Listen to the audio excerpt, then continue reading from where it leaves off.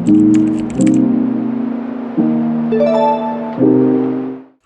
everybody, welcome back to my channel. Welcome if you're new here, welcome if you're returning. Hi, hello. My name is Sienna and today I'm going to be doing a couple of things. I'm going to be doing a little life update, which I feel like I do these like every few months, but I mean, this is my life. And then a little like a birthday bookish haul, and then talk about a few books that I have read recently with a cup of tea. So please get yourself a drink. It is currently like the windiest I've ever seen the Sunshine Coast, which is where I live. It is so windy. Like yesterday I was concerned that my like roof was going to blow off. It was like insane. Like the traffic lights were like wobbling. Don't know where this wind has come from, but I'm doing my best to block it. The windows are shut and I have just moved, so I guess like started the update. I've just moved back in to my parents' house, so I'm in a new situation, a filming situation. I have my bedroom and then I have this room which I'm going to film in, but it is like near the street and it can get a bit loud. So if you do hear things, apologies. Like right now I'm doing my best to obviously keep it as quiet as possible, and I would love to get a microphone, so I'm gonna hopefully do that, although I do feel like I had one. I don't know where it's gone, so I'm going to try and find that. But yes, that is also just a disclaimer for the sound. And yeah, let's get into it. I hope you guys are well. I hope if you're not doing well that you take care of yourself, and this provides just a little bit of something for you. You can get a recommendation at least out of it. But yeah, let's get into it. Good tea. Yeah, those times where like you get on a really good path, that's definitely not the right word. I get like on a good run, that's the right word. I get on like a good run of making really perfect teas, and then I have periods where I don't. And I've been on a period of not making really good tea recently, which it's winter, so I'm like, I would love to be having perfect cups of tea, but I'm just trying to like figure out the best way to have it. But this one's not bad. It'll do. I should not put that on the cup, actually. I'm gonna put that over here. Okay, first things first. Let's talk about my life and what that is looking like. As I've spoken about a couple of times on here, I was diagnosed with autism earlier this year, like February time. February, January, it was around then. And since then, my mental health has just kind of been on like a decline. No, I shouldn't say that. It's not been on a decline, but I've been... See? Do you hear that? It's literally like rattling things in this house. I have just been really burnt out, and I think it's years of like work, study, no break, nothing, that has just kind of caught up to me. And I just kind of hit a point where I had like a pretty big breakdown. And I was like, I can't do this. Like, what is my life? Not in a suicidal way, by the way, but just in a like, what is the point of my life? Like, I'm not enjoying it. I'm not loving it.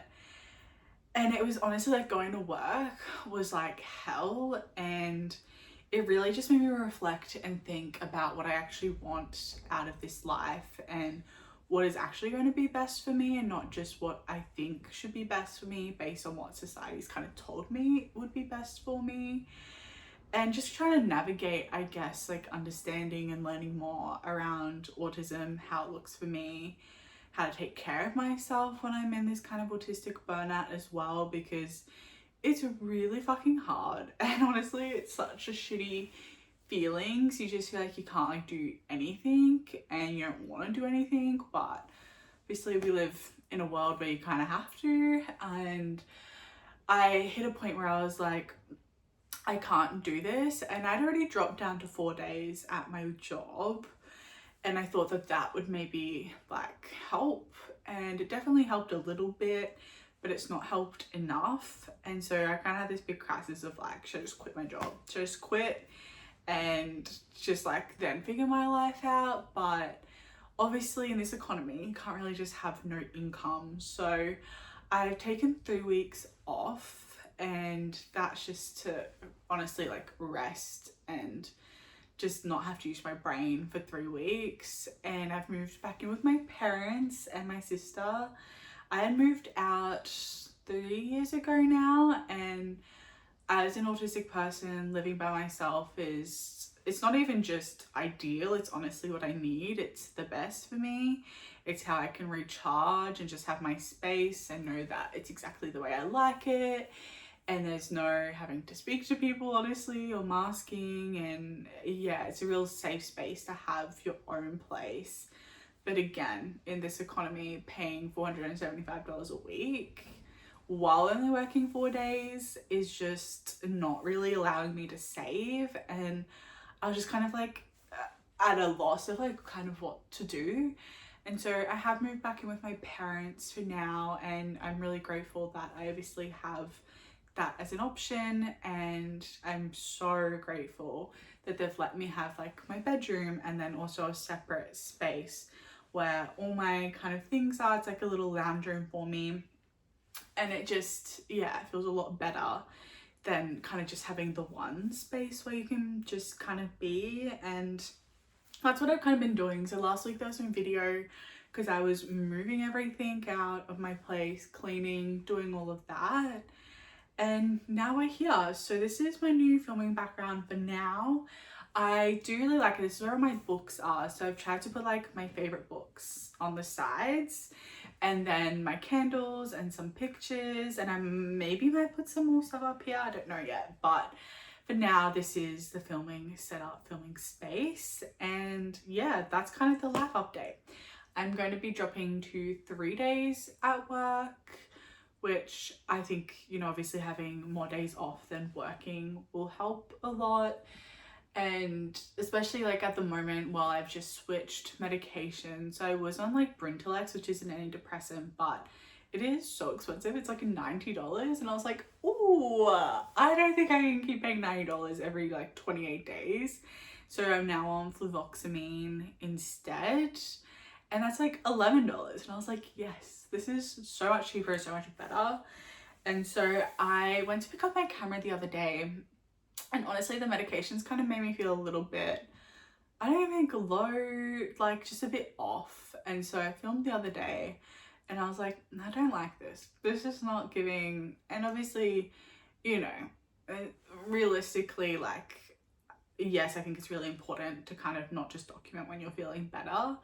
But I was like really low, and I was like, this isn't what anyone wants to see. So I'm here, I'm refilming, and I think this so far is going off a lot better than the other video was. I feel better than I did the other day. I feel like less sick and less tired. I finally had a good night's sleep last night, which is good.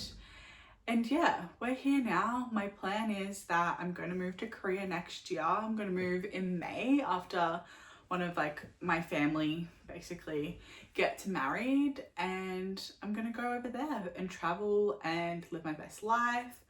But for now, I'm back with my parents so I can save, so I can just like rest and, like I said, not work as much as I have days off. And again, I'm aware that's really a big privilege to be able to do that, and I feel really grateful to be able to do that. But I was just like, I cannot for the life of me keep going. Like even 4 days was getting to a point where I was like, I'm just like not functioning very well at all.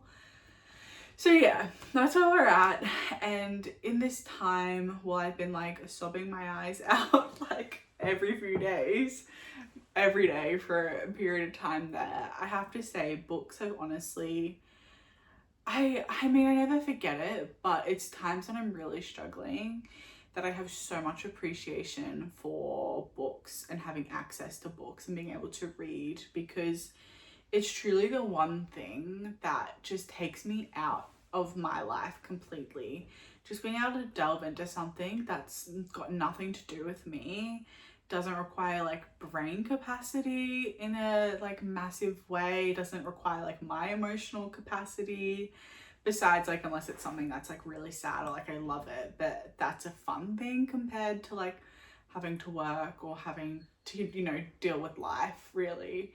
And so I've really been reflecting on just how grateful I am to have books and how much they've honestly just like saved my life these past few months. And I really noticed a difference because when I wasn't reading and I was doing really bad versus when I haven't been reading and I've not been great, but the books have been such a big help and a big savior. And yeah, the fact that I have access to so many queer books as well, I just feel so grateful for that. And it's one of those things where I'm like, this is why queer books are so necessary, and people having access to books is so necessary, because they're just a thing that can really honestly like save you when you're not doing well and just give you a bit of an escape from your brain and from your life. And that's just the coolest thing in my opinion. So yeah, I've been reflecting on how much I have been reading, and you know, before I was reading like an hour maybe before bed every night, and recently I've been reading in the day. I've been reading like a few hours before bed, and I've just fallen in love with it again. And I'm so like lucky that I have, and I feel incredibly blessed to have fallen in love with it again. So yeah, that's kind of the, before I could honestly just like talk for a long time because I just have so many things to say always, but this video will be so long if I don't wrap it up quickly around two different things. But yeah, I wanted to give a bit of a life update. Again, I feel like this happens every few months because that's just mental health, and that's being autistic. And yeah, until I figure out what I actually want my life to look like, which I have an idea and I'm really going to work to make that happen. I feel in a better space now, but I really also thank you for like your patience and for being along for the ride, because I mean, the inconsistency is how I've been feeling. So I'm trying to keep this thing at least consistent while I can, and I have capacity to do, and I have the ability to make videos basically. So yeah, I'm gonna stop talking so much and get into some of the things I got for my birthday, because it was my birthday on Thursday and I got some really great gifts, and I'm so, again, so grateful that I have people in my life who love me so much and know me and got me some really cool things. So I want to share them because they're book related as well. Just kind of some more tea before it gets cold.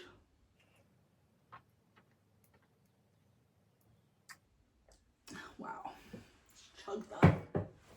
Okay, so one of the things that I knew I was getting, because my friend and I actually like, well, she made it and I just like helped picked out the material, but we did this when she visited last time because she's currently living in the UK. We did this last time she was here, like in January, I want to say. No, not January. It was definitely, maybe it was January. Maybe it has been that long. Anyway, it was earlier this year, and she made me this Kindle case, which is seriously the cutest thing I've ever seen.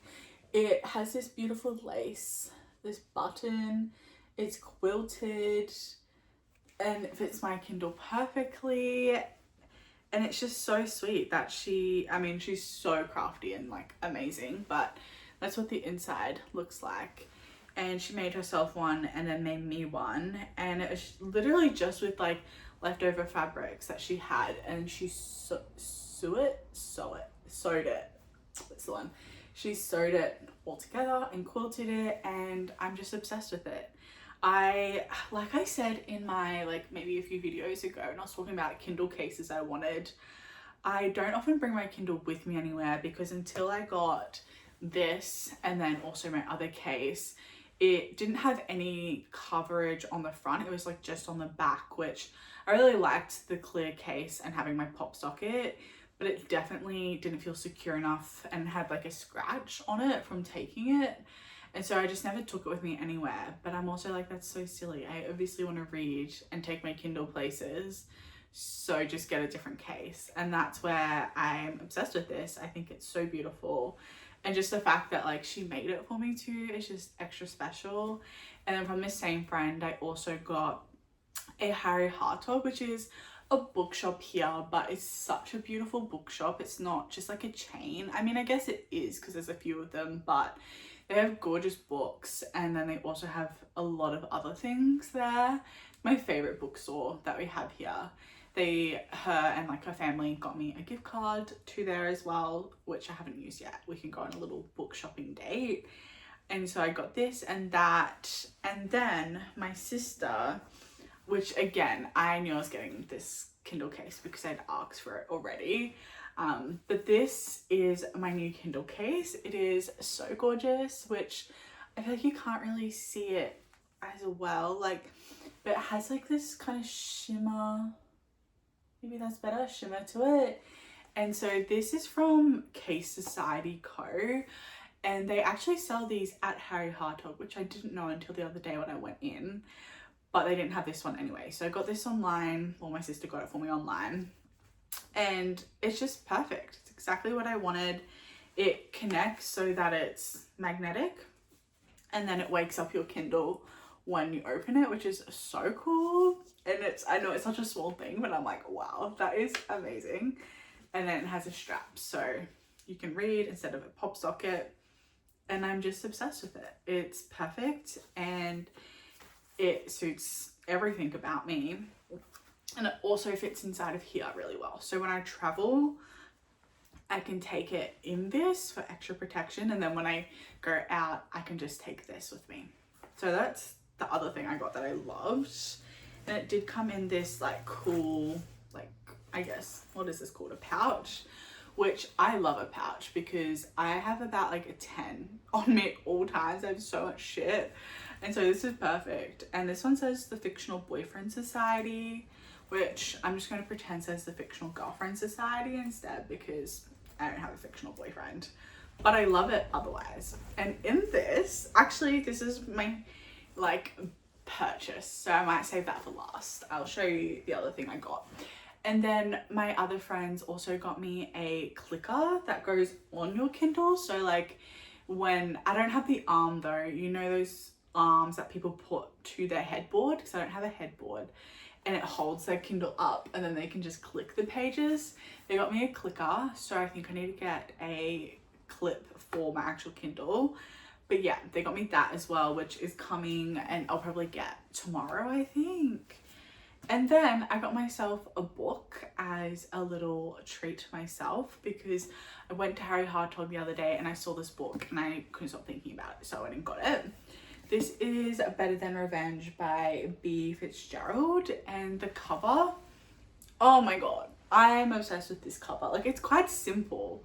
Something about it just spoke to me, and this is a sapphic arrivals to lovers with like murder. That's what I've gotten from it so far. This is about Nadine and what's her name, Harper, and this is following them in like their acting careers. And I think it has a bit of a similar kind of vibe to The Seven Husbands in that it has like interview style and then kind of the back and forth, and it just really caught my attention and I was like, I must get it, because I was in between this or Heap Earth Upon It by Chloe Michelle Howarth, who wrote Sunburn, and because I got a gift card I might actually get Heap Earth Upon It as well. I don't know, but that Harry Hartog has so many great queer books there. They have a whole queer section. It's like my favorite place ever. And so I got this one, and then maybe I'll get Heap Earth Upon It as well. But yeah, that's what I got myself. And then my big purchase, I've been filming on my phone for a while now because I had a Canon M50, loved it, stopped using it for a while, and then I went to the UK last year, and on the last day of my trip, the last day of my month-long trip, I had my bag on, had my camera in there, a bottle of water, and the bottle of water leaked everywhere, made a pool in my bag, and my camera was fucked, and it has not worked since then. So I've just been filming on my phone, which, to be fair, I quite like. It's quite easy to just film on my phone, and it's quite an easy setup, but I have wanted a new camera for a while since then, and I've kind of been back and forth on like which one to get, because I do want quite a small one because I'd love to start like vlogging a bit more, but my old Canon one was quite big, so I wanted a smaller one, but I was kind of in between like the DJI or the one I got, but I didn't really love the quality of the DJI. I mean, for some people's videos I quite like it, and for other people's I don't. So this one I got another Canon, and I know I love the quality. And I got it on sale too. Normally this camera is like 650 or something, which for a camera isn't too bad, but I got it for like 430, which is like a steal of the century if you ask me. And so I got the Canon, this is the V10 PowerShot. I'll show you. Wow, you can see yourself. Ah, it's so cute. I'm like obsessed with this camera. It is the cutest thing I've ever seen, and I love the fact that it is so small. Like, look how small that is. It's like the size of my hand. I can take it out with me, and it's just really simple, and it's a wide angle, because that was the thing about my other Canon. I didn't like that the lens I had on it was like so up close, and every time I'd edit I'd get like a new insecurity. So this, perfect. And it's got the microphones, and I've just attached a little thing to it and put it in here. So I got an SD card, I just need to put it in here, and then I can start filming on it. But yeah, those are some of my exciting new bookish YouTube-y kind of purchases. And now let's get into some of the books that I have been reading, which I have been reading quite a few books actually, and I've just started a new one. And so I wanted to talk about some of the ones I've read recently. So let's get into that part of the video. I'm gonna have another gulp, probably finish this bit of my tea, and then let's talk about them. I've got 4 books to talk about, which technically I spoke about, not these ones, but in my last video I spoke about 2 that I've read recently as well, and then these are another 4 that I've read since then. Maybe let's start. I just have some notes down here so that I don't forget the characters' names, because I'm really bad at forgetting characters' names. If All the Stars Go Dark, this is by S.G. Prince, and this is a queer sci-fi, yeah, I almost said fantasy. It's a queer sci-fi book, which I haven't read a queer sci-fi book in ages, and the cover, which will be up here, really caught my attention. I really liked the look of it, and I've been craving an enemies to lovers. That's all I've been wanting, and like in fantasy form particularly is what I've been craving, which since the Dark Hollow, what was it? Oh my god, seriously, I love that book. The Hollow Dark, I was close. Since then, that really like scratched the itch for it, but I've been wanting to like continue that. And so a lot of these books are kind of like rivals to lovers, but none of them scratch the enemies to lovers itch. But that's okay, they're still good books.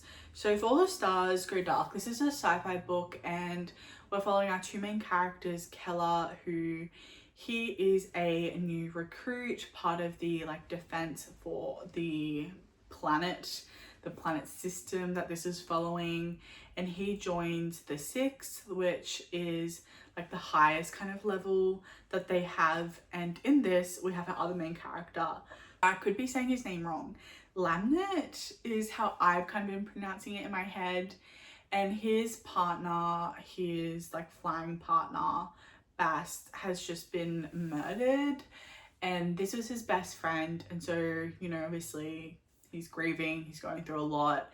He's not very welcoming to Keller, who is our new recruit, and doesn't want him as his flying partner.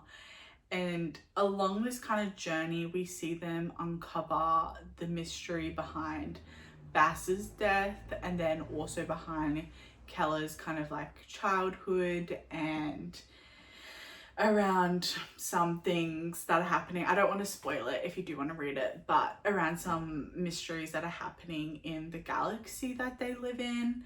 And so we see the team kind of all bond together, and we see Keller and Lamnet very much like break down these barriers for each other, and obviously realize that they have feelings for each other. This is very much a slow burn. Like, I think there's maybe 1 kiss in this book, maybe not even that. And it's very cute. I really enjoyed it. There was a one bed scene where like he woke up in his arms and I ate that up. You best believe I did. That was fantastic. And so I really liked the Fallon family kind of aspect of it. And then I really enjoyed just like their banter, their relationship. But it's definitely not a super like romantic plot heavy book. It's more of the plot. That contradicts what I just said. The romance is not the main plot, I should say. It's like plot and then romance slightly down here. But it's really good. It's really cute. It was a good sci-fi book. Like I said, I haven't read a sci-fi book in a while and I really enjoyed it. Had a good time with it. Would recommend. And I would definitely read more from this author as well. I liked the writing style. So yeah, it was good. The next book that I read was The Open Era by Edward Schmidt. And this is a tennis book, which I don't know if tennis is the new hockey, but this came out, and then the book I'm reading at the moment is also another queer tennis book. So again, not sure if tennis has had like a resurgence or something, but that's 2 tennis books in like the same month that have released, or in the same like 2 months. And so in this book, I really liked, again, the cover really caught my attention, and I'd been wanting to read this book for a while. It's a rivals to lovers tennis book. And in this, we're following our 2 main characters, Austin, who he is a tennis player. He's trying to become like a top tennis player. And then we have Diego, who is a top tennis player. And so naturally they're rivals. And one day, I really liked the anxiety and mental health representation in this book. One day when they're practicing for, is it the US Open? One of the Opens. Austin has a panic attack and he's playing on the court next to Diego, who like comes and swoons, saves him. And then from there, they kind of build a friendship and realize that there is more and there is attraction there. And again, this one, a very minimal romance. All of these books, minimal romance. Like there's not any smut, I don't think. Or it's off-page smut in this one. Maybe? Yeah. I think there's like one kind of smutty scene that's off-page. But I really liked, like I said, the anxiety representation I really appreciated. And actually seeing him go to therapy and the different strategies that like he uses. And I found that aspect really good to see. And then also their relationship, there's definitely going to be a second book, because it left not with them together. It left on a bit of a, I wouldn't say a cliffhanger, but room for the second book for sure. It was compared in like the little kind of blurb to Heated Rivalry, which I don't know if I would say that. The rivalry is kind of like missing, I would say. That's the only thing that I wish this book had more of the rivalry, because it was kind of just like outside rivalry, not actually them being rivals. Like obviously they were playing against each other and wanted to win, but it wasn't like intense rivalry where I was like, oh, these 2 really hate each other. It wasn't that at all. And so I don't know if I would make that comparison, but I still had a really good time reading it. I'd recommend if you're looking for like a sports queer romance. And it was really cool to see this book actually at Harry Hartog, because it's not often you see the books that you've just read, especially kind of like queer or books specifically, at bookstores. And so it was really cool to see this book there, and I'll definitely pick up the second books. Again, I quite enjoyed the characters. And yeah, that was that tennis book. And now I'm reading a different tennis book that is also like rivals to lovers. But this one so far seems to be actual rivals, and I'm enjoying it quite a lot too. But like I said, tennis, quite random. I don't watch tennis. I don't know anything about tennis, but I'll take a rivals to lovers tennis book any day. Then I had another book by the same author that I spoke about in my last video. This is Lord of the Empty Isles by Jules Abo, and I love this cover. It is beautiful. And this book again was labeled as like an enemies to lovers like fantasy book, and same thing. I don't know if I would say it's very strong enemies to lovers. I actually wouldn't even say this is a romance book, so just keep that in mind. There's not a single like kiss. Really alluded to that they have like want to explore. It's definitely alluded to that they want to explore these feelings and these like romantic feelings, but there is no actual exploration in this book, and so I don't know if it's going to get a second book or not.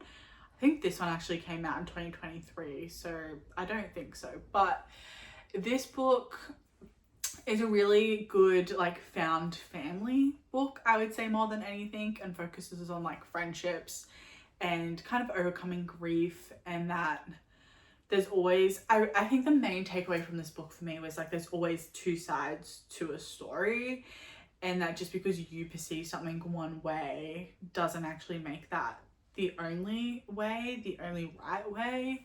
And I really liked that focus in this book especially. So we're following our two main characters. We have Remy, who his brother, he died a few years ago, and since then Remy has been basically on like a warpath to kill who killed his brother, which is our other main character, Adrian. And again, I think that's how you pronounce it. I could be wrong, because yeah, I think it's Adrian anyway.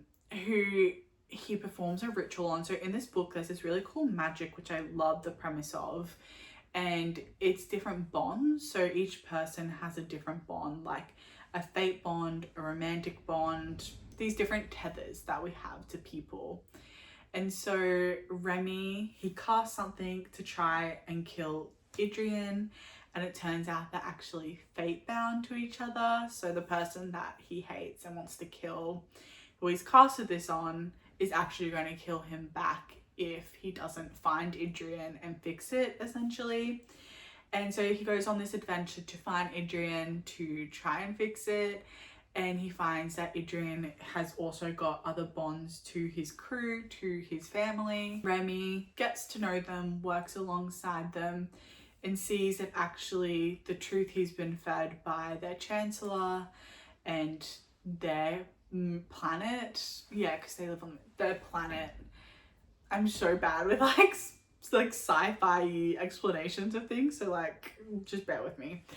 The planet that they live on, Remy's been fed one version that is very skewed towards hating the empty isles, which is where like the bad people, the prisoners, get sent to, which is really far from the truth, and again I think shows the fucked upness of worlds and how you can have people living in so much like wealth and privilege and down to things like air and water, and then you have these people who don't even have a window and have no air, and it's completely different things, but then the people on the ground are being fed one thing, and so their view of it is also like so messed up. And so along this adventure, obviously they're working towards, well, Remy is, not that Adrian knows, but working towards trying to fix what he casted. And like I said, this definitely isn't romance heavy at all. It's like them building a friendship, I would say, at most. And I do wish, like I really enjoyed it. I read it quite quickly, but I definitely do wish that there was the same kind of premise, but with more intense like hatred, because the hatred definitely wasn't from Adrian, it was mainly just from Remy. And I wish there was more like intense like enemies to it, but then also an actual like romantic plot to it, because you know there wasn't, yeah, there was like a hug, that was the most you got, which again, as someone who really loves a slow burn and like can do it just like one kiss in a book, I think if the tension is there enough, I don't even need the kiss. But because the tension was missing, I did feel like the romantic aspect of it was kind of missing as well.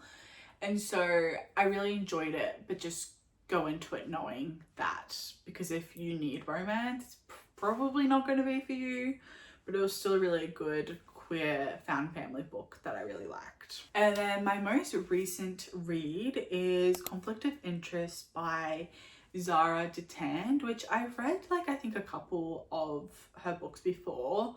She writes kind of romance mainly. This book, Conflict of Interest, is kind of like if you just make The Pit gay, which is 100% what sold me. I love The Pit. I've spoken about The Pit on here before. Fantastic show. If you're wanting a new show, would highly recommend. And that's coming from someone who doesn't like medical dramas. I have quite a lot of health anxiety, so the idea of watching a medical drama as someone who doesn't like anything medical related, not for me. But I love The Pit. It's fantastic, and it doesn't spike my health anxiety, which is like amazing. And so this book is really good. I really enjoyed this book actually. We're following our two main characters. So Finn, who he's about to start his residency at the hospital in New York, and he just gets there. He's just come from a breakup where his ex was such a dick and just made him feel honestly quite shit about himself. And so on his first night, he goes out, goes to the gay club, and there he is hit on by this guy who assumes that he is a sex worker, which he's not, but he kind of just rolls with because he's like, why not? It's like my one night before the next 7 years of my life. And then he like gets rid of that guy because he was so douchey. And then in comes Jesse, our other main character, who he ends up sleeping with that night, thinking he's never going to see him again. And Jesse's under the impression that he is a sex worker. And then the following day at the internship, lo and behold, who is his senior? Jesse. Jesse is a senior, so he's not actually like much older than him. He's like 5 years older, but he is a fellow at the hospital, so he's not a resident. Is a resident? No. My God, what are they called? Oh, literally just had it. He's not one of the main kind of, oh my God. Oh, it's gonna drive me crazy. He's not like what Robbie is in The Pit. That's my like reference point for you. He's not that, but he is working towards being that. And so obviously there's a power imbalance with Finn just starting out his residency, and he does like 3 months kind of under Jesse as well, under the pediatric kind of wing of things. And obviously that comes with, you know, the complications that one person is in a higher position and holds more kind of privilege in that, and one person doesn't. And especially when Jesse is tasked as his supervisor, which I just have to say that hit a little close to home. I was like, oh, got it. And so Jesse very quickly doesn't continue being Finn's supervisor, but it's them working out that like their love is actually more important to them, while obviously still wanting their careers, but that their love is this beautiful thing for them both. And I had a really good time with it. I really like her writing style. I really like the characters. Finn, I think, was my favorite. He's quite funny. And yeah, she's like a lighthearted, good read.